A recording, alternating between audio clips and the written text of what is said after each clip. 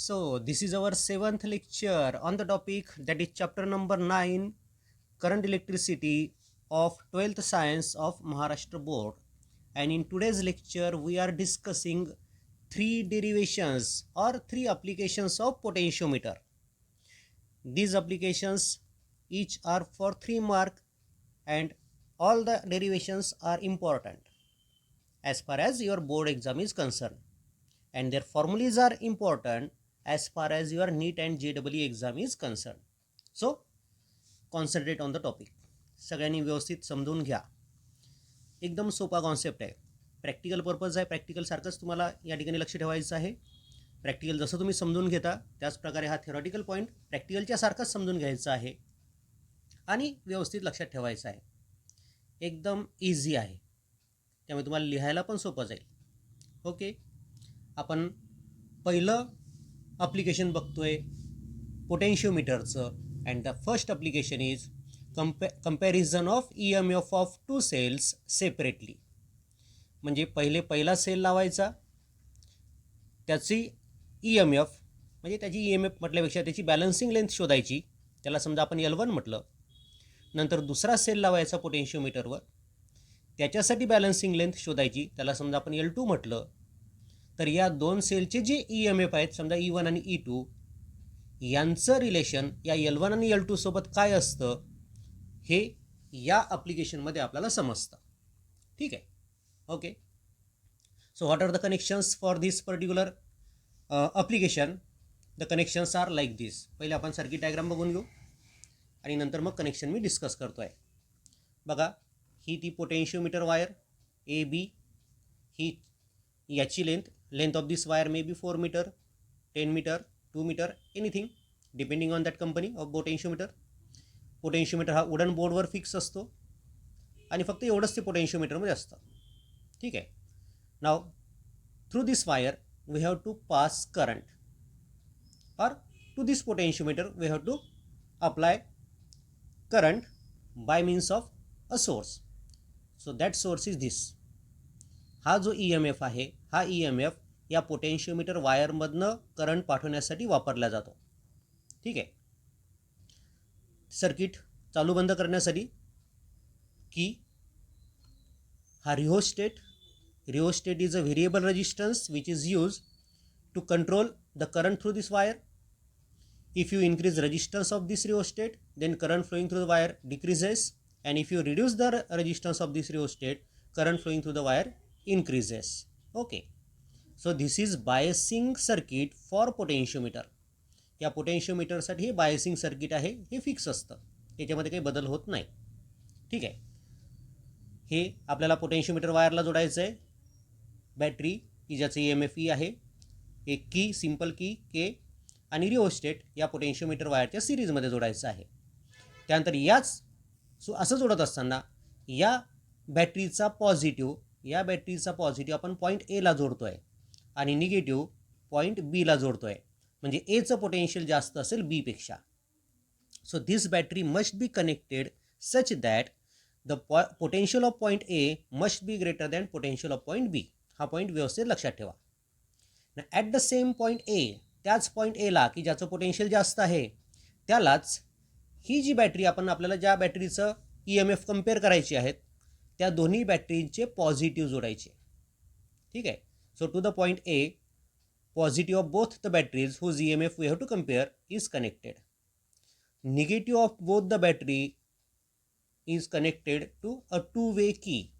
आता ही two-way key मध्ये इथे दोन गॅप असतात.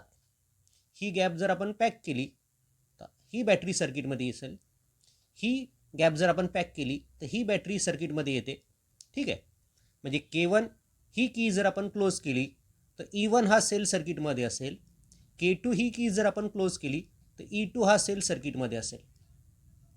आणि K1 आणि K2 दोन्ही की जर आपण क्लोज केल्या तर E1 पॅरलल E2 हे सर्किटमध्ये असेल. हे लक्षात घ्या. व्यवस्थित लक्ष ठेवा मी काय बोलतोय तर. ओके, सर्किट डायग्राम तुमच्यासमोर आहेच. आता या सर्किटबद्दल आपल्याला लिहायचं आहे. ठीक आहे. कनेक्शनबद्दल काय लिहिलं पहा. A battery of EMF E, म्हणजे ही battery. A battery of EMF E, a key K and a rheostat RH are connected between points A, B such that the potential of A is at higher potential than B. ठीक आहे, battery की आणि rheostat हे ए आणि बीच्या मधात जोडले so that potential of point A is higher than B. The cells whose EMF are to be compared are connected with their positive terminals to the point A. ज्या दोन सेलचं EMF आपल्याला कम्पेअर करायचं आहे त्या दोघांचं पॉझिटिव्ह आपण point A ला जोडलं and negative terminals to extreme terminals of two way key. ही टू वे की हे त्याचे एक्स्ट्रीम टर्मिनल्स, एक्स्ट्रीम म्हणजे शेवटचे. टू वे कीला 3 टर्मिनल असतात, हा आणि हा शेवटचा झाला त्याच्यातला, म्हणून त्याला एक्स्ट्रीम टर्मिनल्स म्हटलं आहे. So negative of this two cells are connected to the extreme terminals of the two way key. The central terminal of two way key is connected to jockey via galvanometer. आता बघा, हे जे central terminal आहे two way कीचं, हे आपण गॅल्व्हनोमीटरच्या एका टर्मिनलला जोडलं आणि गॅल्व्हनोमीटरचं दुसरं टोक आपण जॉकीला जोडलेलं आहे. ठीक आहे, असं हे कनेक्शन्स आपण केले. कनेक्शनबद्दल लिहायचं नाही तर पहिले सर्किट डायग्राम काढा, नंतर कनेक्शन्स लिहा. सर्किट डायग्राम काढली. आता वर्किंगमध्ये काय करायचं बघा. वर्किंगमध्ये काय लक्षात ठेवायचं, तर वर्किंगमध्ये लक्षात ठेवायचं हे सर्किट ऑन करायचं. ही जी की आहे K1 ही क्लोज करायची, म्हणजे हा सेल E1 सर्किटमध्ये असेल. ही जॉकी वेगवेगळ्या पॉईंटला टॅप करत जायची आणि एका पॉईंटला टेकवल्यानंतर तुम्हाला या गॅल्व्हनोमीटरमधला करंट 0 दिसेल. गॅल्व्हनोमीटरमधला करंट 0 झाला म्हणजे या बॅटरीचं EMF आणि या दोन टोकांमधलं पोटेन्शियल डिफरन्स हे सारखं झालं असेल. गॅल्व्हनोमीटरमधला करंट 0 केव्हा होईल, जर या पॉईंटचं पोटेन्शियल आणि या पॉईंटचं पोटेन्शियल सारखं असेल तर याचं सारखंच आहे. आणि म्हणून मग या बॅटरीचं EMF आणि या दोन टोकांमधलं व्होल्टेज ज्यावेळेस सारखं होईल त्याच वेळेस गॅल्व्हनोमीटर 0 डिफ्लेक्शन दाखवेल आणि ती जी लेंथ आहे ती पोटेन्शियोमीटर वायरची लेंथ मोजायची. पॉईंट ए पासून किती लेंथ आहे ती, तर ती लेंथ समजा L1. ठीक आहे, नंतर ही की K1 काढून टाकायची, K2 क्लोज करायची. मग आता दुसरा सेल E2 सर्किटमध्ये येईल. या दुसऱ्या सेलसाठी बॅलन्सिंग लेंथ काढायची, ती समजा या ठिकाणी मिळाली आपल्याला. म्हणजे बॅलन्सिंग लेंथ कशी शोधायची, जॉकी टेकवत जायचं या पॉईंट वायरवर. एका पर्टिक्युलर ठिकाणी जॉकी टेकवली की आपल्याला गॅल्व्हनोमीटरमधला करंट 0 दिसेल आणि ती जी लेंथ आहे ती लेंथ L2. कोणती लेंथ आहे ती, ही एवढी लेंथ L2 आहे. हां, इथून इथपर्यंत पॉईंट ए पासनं ही इतकी लेंथ आहे L2. ती लेंथ L2 मोजायची. म्हणजे इथे आता जॉकी टेकल्यानंतर करंट 0 झाला ना, म्हणजे या बॅटरीचं EMF म्हणजे E2 आणि या दोन पॉईंटमधलं व्होल्टेज हे काय झालं, सारखं झालं, म्हणून गॅल्व्हनोमीटरमधला करंट 0 झाला. मग आता आपल्याला माहिती आहे की पोटेन्शियोमीटरचं प्रिन्सिपल की potential drop across any length of the wire is directly proportional to length of that part of the wire आहे ना. आणि म्हणून मग L1 म्हणजेच काय असेल, या दोन पॉईंटमधल्या व्होल्टेजशी डायरेक्टली प्रोपोर्शनल, आणि L2 काय असेल, या दोन पॉईंटमधल्या व्होल्टेजशी डायरेक्टली प्रोपोर्शनल. या दोन पॉईंटमधलं व्होल्टेज म्हणजेच E2 आणि या दोन पॉईंटमधलं व्होल्टेज म्हणजेच E1, म्हणजेच E1 डायरेक्टली प्रोपोर्शनल L1 आणि E2 डायरेक्टली प्रोपोर्शनल L2 आपल्याला म्हणता येतं. ठीक आहे, आता ते तुमच्या लक्षात येईलच मी कशा प्रकारे मांडतोय. तर बघा काय म्हटलं, तर क्लोज द की K, ही की बंद करा. ही की बंद केल्यामुळे काय होईल, हे सर्किट कंप्लीट होईल आणि या पोटेन्शियोमीटर वायरमधनं करंट जाणं सुरू होईल. Close the key K and K1, ही की पण क्लोज करा. K1 ही की पण आपण क्लोज केली. And kept open the key K2, he K2 मात्र ओपन ठेवा. So that the cell of EMF E1 is in the circuit. आता ही की ओपन असल्यामुळे हा सेल सर्किटमध्ये नसेल, E2 हा सर्किटमध्ये नसेल, फक्त E1 सर्किटमध्ये असेल. Find the null point on potentiometer wire, let it be at length L1. मग ही जी जॉकी आहे ती वेगवेगळ्या पॉईंटला आपण टेकवली आणि या ठिकाणी आपल्याला नल पॉईंट सापडला, म्हणजे गॅल्व्हनोमीटरमधला करंट 0 झाला. ती लेंथ मोजली, ती आली L1. It to be at length L1. ठीक आहे, आता तो जो सेल E1 EMFचा होता तो L1 एवढ्या लेंथवर बॅलन्स झाला, म्हणून आपल्याला लिहिता येतं E1 is equal to K times L1, कारण की त्या लेंथची त्या सेलचे EMF डायरेक्टली प्रोपोर्शनल असेल.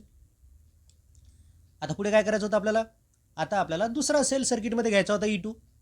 So now close the key K and K2. And kept open the key K1. आता K1 जी की आपण क्लोज केली होती ती काढून टाका. आता K2 क्लोज करा. So that the cell of EMF E2 is in the circuit. दुसरा सेल आता सर्किटमध्ये असेल. Find the null point on the wire. Let it be at length L2. दुसऱ्या सेलसाठी नल पॉईंट शोधा. तो समजा L2 एवढ्या लेंथवर आपल्याला मिळाला. तर आपल्याला काय म्हणता येईल, त्या सेलचे EMF डायरेक्टली प्रोपोर्शनल असेल त्या लेंथशी L2शी. So E2 is equal to K times L2. बघा, पहिला सेल बॅलन्स केला, आपल्याला रिलेशन मिळालं E1 is equal to K times L1. दुसरा सेल आपण त्याच पोटेन्शियोमीटर वायरवर बॅलन्स केला, आपल्याला रिलेशन मिळालं E2 is equal to K times L2. दोघांचा रेशो घ्या.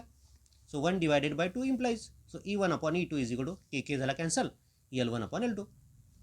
म्हणजे पहिल्याची बॅलन्सिंग लेंथ, पहिल्या सेलची बॅलन्सिंग लेंथ L1 आणि दुसऱ्या सेलची बॅलन्सिंग लेंथ L2 जर तुम्हाला माहिती असेल तर हा रेशो काय दाखवतो, तर हा रेशो दाखवतो दोन्ही सेलच्या EMF मधला रेशो.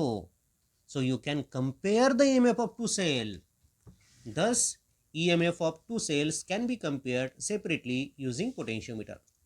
आता या टॉपिकवर प्रश्न असतो, explain with neat circuit diagram use of potentiometer to compare EMF of two cells separately. 3 मार्कासाठी हा प्रश्न असतो. मग आता तुम्हाला याच्यात लक्षात काय ठेवायचं आहे, व्यवस्थित लक्ष ठेवा. सर्किट डायग्राम काढायची, सर्किट डायग्रामची प्रॅक्टिस करावं लागेल तुम्हाला. सर्किट डायग्राम काढायची, त्या डायग्रामचे कनेक्शनबद्दल माहिती लिहायची, की बॅटरी कुठे जोडली, त्या 2 बॅटरी कशा लावल्या, त्या 2 वे की कशी घेतली, सेंटरला काय जोडलं 2 वे कीच्या, ती सगळी माहिती लिहायची. त्यानंतर वर्किंग लिहायचं, की पहिले की K1 क्लोज केली आणि सेल E1 साठी बॅलन्सिंग लेंथ काढली L1. ठीक आहे, आणि म्हणजेच E1 is equal to K times L1 असं इक्वेशन पहिलं.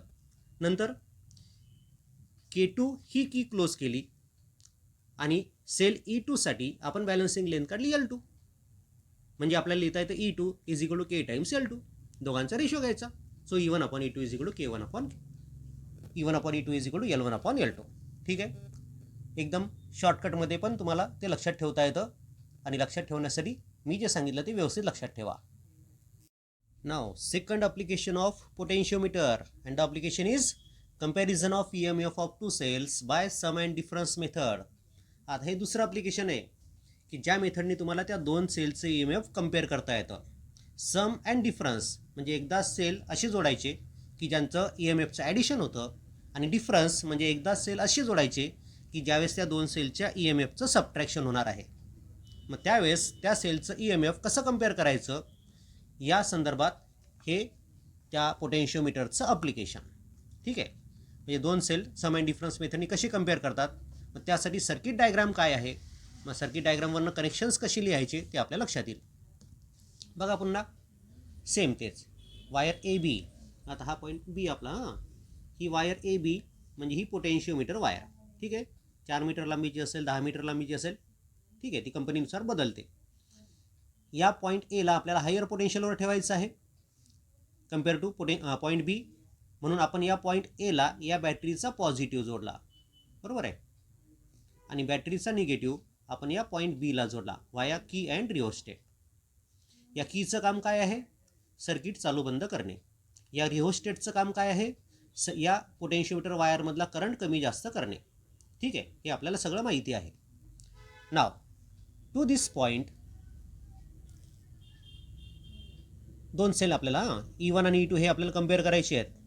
तर पहिला सेल E1 त्याचं पॉझिटिव्ह तुम्हाला पॉईंट Aला जोडायचं आहे. ठीक आहे, आणि दुसरा सेल जो आहे त्याचे कनेक्शन्स कसे आहेत मी तुमच्याला सांगतोच आहे. आता इथे मात्र लक्ष ठेवा, हा जो E1 आहे हा E1 या E2 पेक्षा मोठा पाहिजे. हां, म्हणजे EMF E1 must be greater than EMF E2. ठीक आहे, ही कंडिशन इथे सॅटिस्फाय तुम्हाला करायचीच आहे, तरच हे सर्किट वर्क करतं, नाहीतर मग तुम्हाला बॅलन्सिंग पॉईंट मिळत नाही. मग आता व्यवस्थित लक्ष ठेवा. आता मला समजा E1 प्लस E2 लावायचं आहे, म्हणजे या दोघांच्या EMFची बेरीज झाली पाहिजे. म्हणजे या E1च्या निगेटिव्हला E2चा पॉझिटिव्ह जोडला गेला पाहिजे. म्हणजे तुम्हाला 1 आणि 2 हे पॉईंट जोडावे लागतील. म्हणजे या E1च्या निगेटिव्हला E2चा पॉझिटिव्ह जोडला जाईल, आणि E2चा निगेटिव्ह हा आपल्याला या गॅल्व्हनोमीटरला जोडायचा आहे. म्हणजे 4 आणि 3 हे पॉईंट जोडायचे आहेत. 1, 2 आणि 3, 4 हे पॉईंट जर आपण जोडले तर E1 प्लस E2 या ठिकाणी तयार होईल. मग त्या E1 प्लस E2 साठी बॅलन्सिंग लेंथ काढायची आपल्याला, समजा L1 आपल्याला मिळाली. आता मला E1 मायनस E2 करायचं आहे. मग E1 मायनस E2 कसं करायचं? E1 हा मायनस E2 म्हणजे या E2चं निगेटिव्ह E1च्या निगेटिव्हला लागलं पाहिजे. मग मी समजा 1 आणि 4 जोडलं तर 1 आणि 4 जोडलं तर E1च्या निगेटिव्हला E2चं निगेटिव्ह जोडतं आणि E2चं पॉझिटिव्ह मी जोडतो गॅलोनोमीटरला. म्हणजे 2 आणि 3 जोडायचं आहे. म्हणजे 1 4 आणि 2 3 जर आपण जॉईंट केले तर E1 मायनस E2 इथे तयार होतं आणि 1 2 आणि 3 4 जर जॉईन केले तर E1 प्लस E2 या ठिकाणी तयार होतं. ठीक आहे. गॅलोनोमीटरच्या याने नल पॉईंट शोधायचा E1 मायनस E2 साठी. तो आला समजा L2. साहजिक येतो, ती लेंथ कमी असेल, L2 कमी असेल कारण की E1 मायनस E2 आपण बॅलन्स करतोय. ठीक आहे. मग आता E1 plus E2 directly proportional to L1 म्हणता येतं का आपल्याला? बघा मी काय म्हटलं होतं, ज्या सेलला आपण बॅलन्स करतोय त्या पोटेन्शियोमीटर वायरवर त्या सेलचं EMF त्या लेंथशी डायरेक्टली प्रोपोर्शनल असतं. मग आता आपण कोणत्या सेलला बॅलन्स करतोय? पहिले E1 प्लस E2 ला बॅलन्स करून डालो, म्हणून E1 plus E2 directly proportional to L1. नंतर आपण कोणाला बॅलन्स करून डालो? E1 मायनस E2 ला बॅलन्स करतोय, म्हणजेच E1 minus E2 directly proportional to L2. बरोबर आहे. त्यामुळे त्या ठिकाणी E1 plus E2 directly proportional L1 म्हणजेच आणि E1 minus E2 directly proportional L2 असं आपल्याला मिळेल. दोघांचा रेशिओ घेता येतो आपल्याला, नंतर आपण बघूच कसं सॉल्व्ह करायचं. तर सर्किट डायग्राम लक्षात आली काय करायची? तर पॉईंट एला त्या पहिल्या सेल E1चा पॉझिटिव्ह जोडायचा आहे आणि पहिल्या सेलचा निगेटिव्ह या रिव्हर्सिंग कीला जोडायचं. याला रिव्हर्सिंग की म्हणतात. आता ती रिव्हर्सिंग की तुम्ही बघितली नसेल अजून किंवा प्रॅक्टिकलपर्यंत जर प्रॅक्टिकल केलेले असतील तर रिव्हर्सिंग की तुम्हाला माहिती असेल. नसेल केली तर रिव्हर्सिंग कीमध्ये 4 टर्मिनल असतात, लक्षात ठेवा. आणि ते आपल्याला कनेक्शन्स 1 2 3 4 एका वेळेस जोडता येतात आणि 2 3 आणि 1 4 एका वेळेस जोडता येतात. अशी ती त्या कीमध्ये अरेंजमेंट असते. ठीक आहे. ओके. आपण बघू आता काय आपल्याला कनेक्शन्सबद्दल लिहायचं आहे. अ बॅटरी ऑफ लार्ज EMF. आता इथे लक्ष ठेवा, इथे मी काय म्हटलं होतं, E1 must be greater than E2. पण त्याच वेळेस अजून दुसरी कंडिशन पण आहे. ही जी बॅटरी आहे की जिचं EMF E आहे, हिचं EMF या E1 प्लस E2 पेक्षा पण जास्त पाहिजे. कंडिशन लक्षात ठेवा. This EMF E must be greater than E1 plus E2. Also E1 must be greater than E2. या कंडिशन इथे तुम्हाला सॅटिस्फाय कराव्याच लागतात, तरच ते एक्सपेरिमेंट वर्क करतं, अन्यथा तुम्हाला बॅलन्सिंग पॉईंट मग मिळत नाही.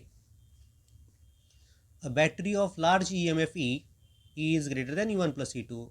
A rheostat and a key K are connected between points A, B so that point A is at higher potential.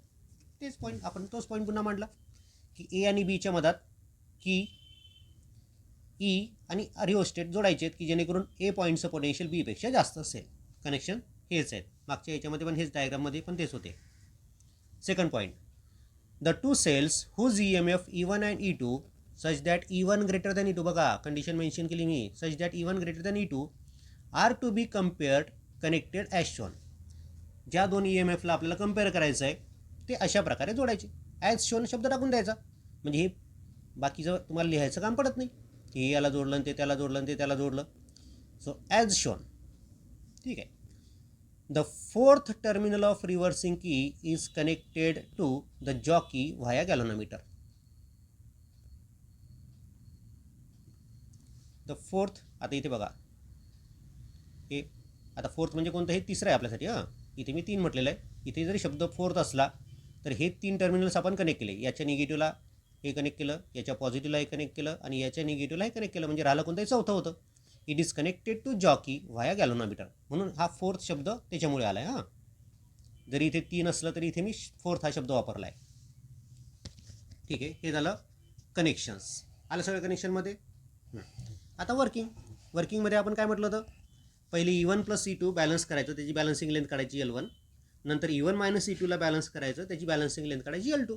पहा आता E1 प्लस E2 कसं तयार होईल, तर नाव क्लोज द की के. ही की बंद केली आपण. बंद केल्यामुळे काय होईल, या पोटेन्शियोमीटर वायरमधनं करंट फ्लो होणं सुरू होईल. अँड की बिटवीन पॉईंट्स 1 2 अँड 3 4, म्हणजे 1 2 आणि 3 4 तुम्ही जोडले. 1 2 आणि 3 4 जोडले म्हणजे काय झालं, E1 प्लस E2 त्या ठिकाणी तयार झाला. So that E1 and E2 are in assisting mode, म्हणजे E1 प्लस E2 तयार झालं ना, म्हणजे E1 प्लस E2 तिथे तयार होईल, याला असिस्टिंग मोड म्हणतात, कारण की त्या ठिकाणी E1 आणि E2चं ॲडिशन होत आहे. Find the null point for this combination. मग गॅलोनोमीटरला जोडलेली जी जॉकी आहे ती वेगवेगळ्या पॉईंटला आपण टेकवली आणि असा पॉईंट शोधला की जिथे गॅलोनोमीटरमधला करंट 0 येतं, समजा तो पॉईंट इथे आला. ही लेंथ मोजली, ही लेंथ आपण मोजली, ती आली समजा L1. So E1 plus E2 is balanced at length L1. Okay. Let the balance point is at a distance L1 from point A. So E1 plus E2 is equal to K times L1. आलं लक्षात? ठीक आहे. म्हणजे E1 plus E2 L1 एवढ्या लेंथवर balance झाल्यामुळे आपल्याला लिहिता येतं E1 plus E2 is equal to K times L1. आता काय करायचं होतं आपल्याला? आता E1 minus E2 ला बॅलन्स करायचं होतं. So now close the key K and key between points 1, 3 and 2, 4. So that E1 and E2 are in opposite mode किंवा on opposing mode. So the total EMF in the circuit is E1 minus E2. ठीक आहे. Find the null point for this combination. Let it is at a distance L2 from point A. So E1 minus E2 is equal to K times L2. म्हणजे E1 minus E2 हे EMF आपण balance केलं, ते L2 एवढ्या लेंथवर balance झालं आणि म्हणून मग आपल्याला लिहिता येतं E1 minus E2 is equal to K times L2. E1 plus E2 किती लेंथवर बॅलन्स झाला होता? L1 एवढ्या लेंथवर, म्हणून आपण काय लिहिलं होतं? E1 plus E2 is equal to K times L1. आणि E1 मायनस E2 हे किती लेंथवर बॅलन्स झालं? L2, म्हणून आपण काय लिहिलं? E1 minus E2 is equal to K times L2. या दोघांचा ratio. So E1 plus E2 upon E1 minus E2 is equal to L1 upon L2. आता L1 काय आहे? L1 आहे E1 प्लस E2 साठी असणारी बॅलन्सिंग लेंथ आणि L2 काय आहे? E1 मायनस E2 साठी असणारी बॅलन्सिंग लेंथ. कंपोनंट डिव्हिडंड आपण त्या ठिकाणी फॉलो करतोय.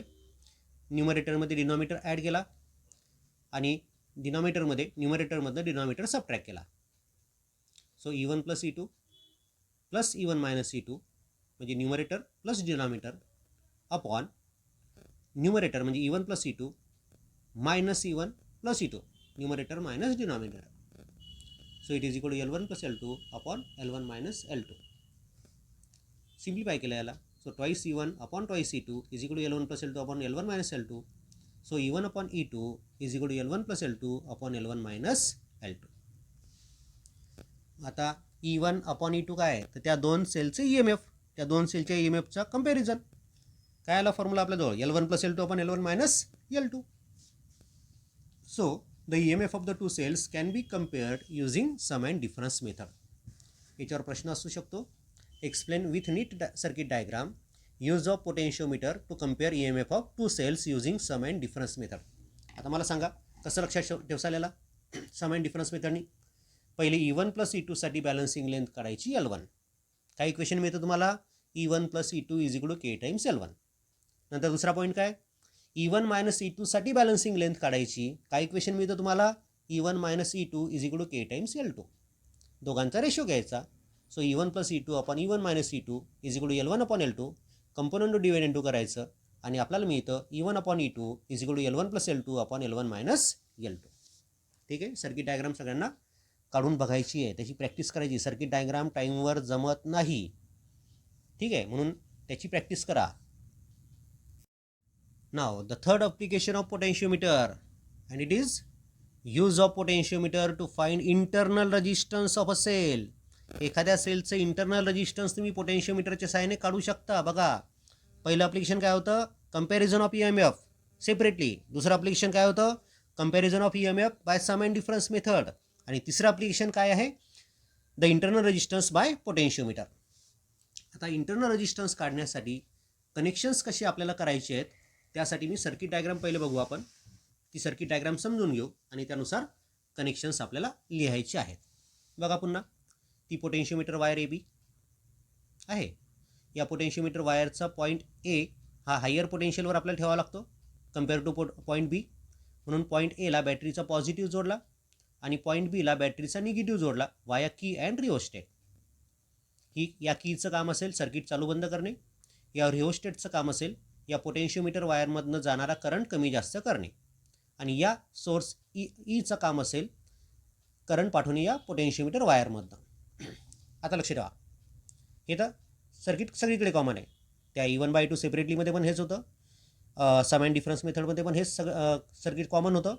आणि इंटरनल रेजिस्टन्समध्ये पण हे सर्किट कॉमन आहे. आता फक्त बदलतं कोणतं, हा पार्ट बदलतो. E1/E2 मध्ये पहिला सेल आणि दुसरा सेल 2 वे कीला लावला होता. त्यानंतर सम अँड डिफरन्समध्ये आपण रिव्हर्सिंग की वापरली होती. आणि आता या ठिकाणी काय करायचं बघा, ज्या सेलचं इंटरनल रेजिस्टन्स काढायचं आहे त्या सेलचा पॉझिटिव्ह म्हणजे या EMF E1चा पॉझिटिव्ह पॉईंट एला जोडायचा आणि त्या सेलचं निगेटिव्ह हे त्या सेलचं इंटरनल रेजिस्टन्स, या E1चं इंटरनल रेजिस्टन्स समजा स्मॉल आर आहे, त्या सेलचं निगेटिव्ह गॅल्व्हनोमीटरच्या एका पॉईंटला जोडायचं आणि गॅल्व्हनोमीटरचा दुसरा पॉईंट जॉकीला जोडायचा. ठीक आहे. या सेलला पॅरलल हा रेजिस्टन्स जोडायचं तुम्हाला. रेजिस्टन्स म्हटल्यापेक्षा इथे रेजिस्टन्स बॉक्स पण तुम्ही दाखवू शकता, कारण की आपल्याला हे रेजिस्टन्स बदलावायचं पण आहे. So connect a resistance R in parallel with the cell of EMF E1 आणि याच रेजिस्टन्सच्या सिरीजमध्ये ही की लावायची आहे K2. K2 म्हणा, K1 म्हणा, काही तुम्ही नाव देऊ शकता, इट डिपेंड्स ऑन यू. ठीक आहे. बघा आता म्हणजे पॉईंट एला ज्या सेलचं EMF जोडायचं आहे त्याचा पॉझिटिव्ह आपल्याला जोडायचा आहे, त्या सेलचं निगेटिव्ह हे गॅल्व्हनोमीटरला जोडायचं आहे, गॅल्व्हनोमीटरचा दुसरा पॉईंट जॉकीला जोडायचा आहे. ठीक आहे. आणि या सेलला पॅरललमध्ये हा रेजिस्टन्स जोडायचा आहे की ज्याची व्हॅल्यू आपल्याला माहिती आहे, म्हणून आपण रेजिस्टन्स म्हटल्यापेक्षा रेजिस्टन्स बॉक्स म्हणू आपण. हा रेजिस्टन्स बॉक्स जोडला आणि त्याच्या सिरीजमध्ये की जोडायची आहे. ठीक आहे. अशी ती सर्किट डायग्राम आहे. मग त्याबद्दल आपल्याला लिहायचं आहे, थोडक्यात शॉर्टकटमध्ये लिहायचं आहे, जास्त लेंदी डिस्क्रिप्शन ते नसावंच, म्हणून 2-3 पॉईंटमध्येच तुम्हाला ते डिस्क्रिप्शन मी तयार करून दिलं आहे. अ battery of EMF E, a key K and rheostat RH are connected in series with the potentiometer wire AB with A at higher potential. हे आता आपल्याला समजलं, पुन्हा काही सांगण्याची आवश्यकता नाही.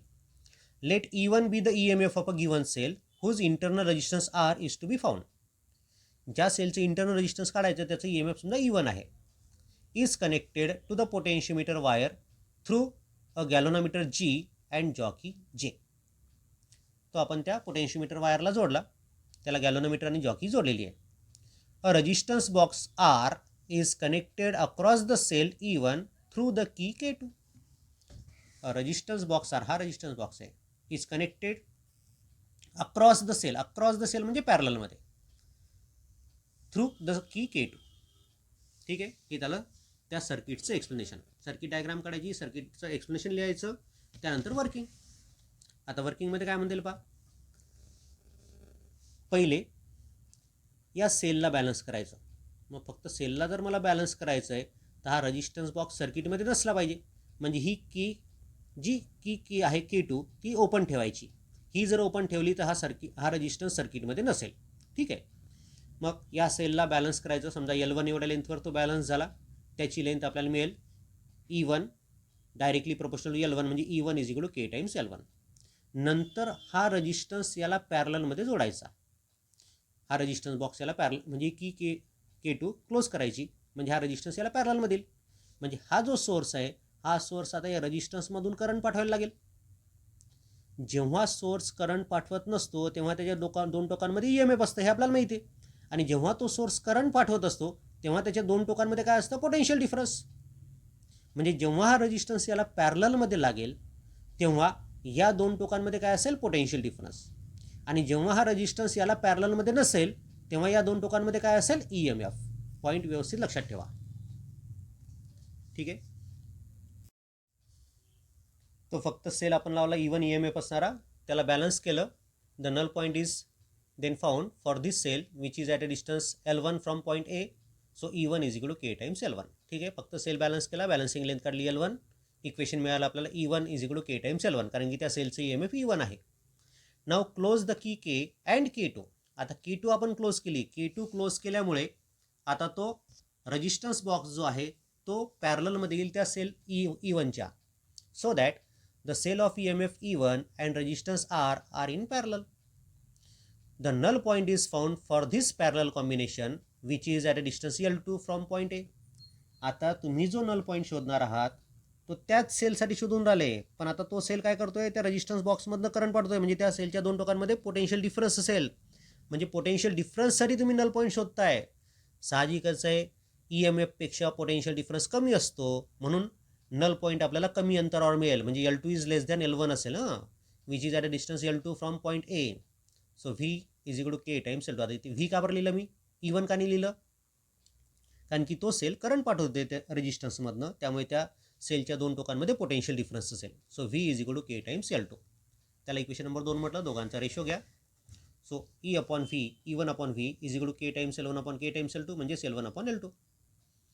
मग आता या ठिकाणी applying KVL to the loop PQSTR. आता PQSTR हे जे लूप आहे त्यासाठी जर आपण KVL अप्लाय केला तर, so now apply KVL to the loop PQSTP. आता क्रिचॉफ्स व्होल्टेज लॉचं स्टेटमेंट काय आहे, the algebraic sum of EMF and algebraic sum of potential difference is 0. Sign convention काय आहेत, the source which supplies current in the direction of loop is considered as positive otherwise negative, and the potential difference is positive if current flowing through the resistance is opposite to the direction of loop. ठीक आहे, statement आपल्याला सगळ्यांना माहिती आहे. आता या लूपला मी KVL apply करतो आहे.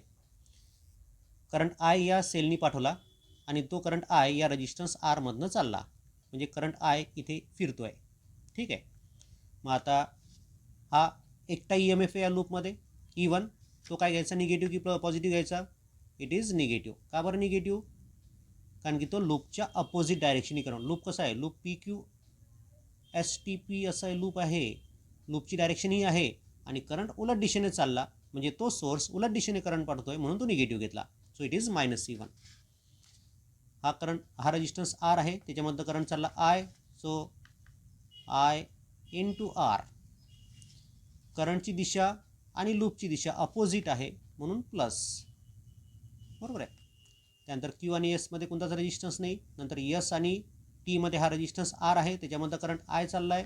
So product is current into resistance, आणि लूपची दिशा आणि करंटची दिशा अपोजिट आहे म्हणून हा पण प्लस, म्हणजे दोन पोटेन्शियल डिफरन्स होते, एक EMF होता, 3 टर्म आपल्याला मिळाल्या. या सगळ्यांचं सम किती असेल, 0.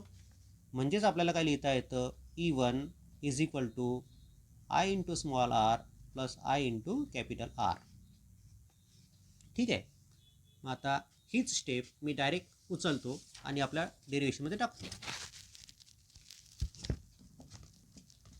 So applying KVL to the loop PQSTP, you will get E1 is equal to IR plus IR. पण V is equal to IR, potential difference म्हणजे I into resistance, current into external resistance. So E1 upon V is equal to L1 upon L2 आपल्याजवळ होतं. मग E1च्या ऐवजी मी value टाकली IR plus IR. So IR plus IR upon IR, व्हीच्या ऐवजी IR is equal to L1 upon L2. I common काढला आणि कॅन्सल केला, आपल्याजवळ काय राहील, आपल्याजवळ राहील R plus R upon capital R is equal to L1 upon L2. हा कॅपिटल R इकडे आणला, so R plus R is equal to L1 upon L2 times capital R. So small r is equal to L1 upon L2 times capital R minus R आहे. बरोबर, ही step बरोबर आहे. Right hand साईडमधनं या दोन टर्ममधनं मी capital R common घेतला, इथे राहील L1 upon L2 आणि इथे काय राहील 1. So R times L1 upon L2 minus 1. याला सिम्प्लिफाय केलं, so capital R times L1 minus L2 upon L2. So small r म्हणजे स्मॉल r काय आहे, त्या सेलचं internal resistance is equal to capital R म्हणजे काय, त्या सेलला पॅरललमध्ये जो रेजिस्टन्स लावला, रेजिस्टन्स बॉक्समधलं रेजिस्टन्स R, बरोबर आहे, पॅरललमध्ये लावलेलं रेजिस्टन्स. L1 काय आहे, तर फक्त सेल जेव्हा आपण बॅलन्स केला होता तेव्हाची बॅलन्सिंग लेंथ मायनस L2 काय आहे, L2 म्हणजे सेलला पॅरललमध्ये रेजिस्टन्स जोडल्यानंतर जी बॅलन्सिंग लेंथ आली होती ती L2 upon L2. So using this internal resistance can be calculated. हा फॉर्म्युला व्यवस्थित लक्षात ठेवा. या फॉर्म्युल्यावर तुमच्या नीटमध्ये JEE पण प्रॉब्लेम विचारला गेलेला आहे. ठीक आहे, तिन्ही फॉर्म्युला सांगा मला फटाफट एकदा. E1 बाय E2 सेपरेटली काय फॉर्म्युला आहे, E1 upon E2 is equal to L1 upon L2. त्यातला L1 काय आहे, E1ची बॅलन्सिंग लेंथ, आणि L2 काय आहे, E2ची बॅलन्सिंग लेंथ. त्यानंतर दुसरा फॉर्म्युला सम अँड डिफरन्स मेथडचा, E1 upon E2 is equal to L1 plus L2 upon L1 minus L2. आता या फॉर्म्युल्यामधला L1 काय आहे, balancing length for E1 plus E2, आणि L2 काय आहे, balancing length for E1 minus E2. तिसरा formula internal रेजिस्टन्सचा, small r is equal to capital R in bracket L1 minus L2, आता याच्यातलं L1 काय आहे, तर E1ची बॅलन्सिंग लेंथ आणि L2 काय आहे, E1ला रेजिस्टन्स पॅरललमध्ये असतानाची बॅलन्सिंग लेंथ L2 आहे. तिन्ही फॉर्म्युल्यामधल्या L1 आणि L2चा अर्थ व्यवस्थित लक्षात ठेवा. हे 3 ॲप्लिकेशन्स की तिन्ही महत्त्वाचे आहेत. बोर्डाच्या नुसार 3-3 मार्काचं प्रत्येक डेरिव्हेशन आहे. या ठिकाणी प्रश्न विचारला जाऊ शकतो. With the help of neat circuit diagram explain the use of potentiometer to find internal resistance of the cell. हा पण 3 मार्काचा एक प्रश्न. म्हणजे आजच्या लेक्चरमध्ये आपण 3 क्वेश्चन्स कव्हर केले 3-3 मार्काचे, आणि याच्यावरचे न्यूमेरिकल्स आपण उद्याच्या लेक्चरमध्ये कव्हर करू. ठीक आहे. तिन्ही पॉईंट व्यवस्थित वाचा, डायग्राम काढण्याची प्रॅक्टिस करा आणि लिहून बघा. सोपे आहेत एकदम.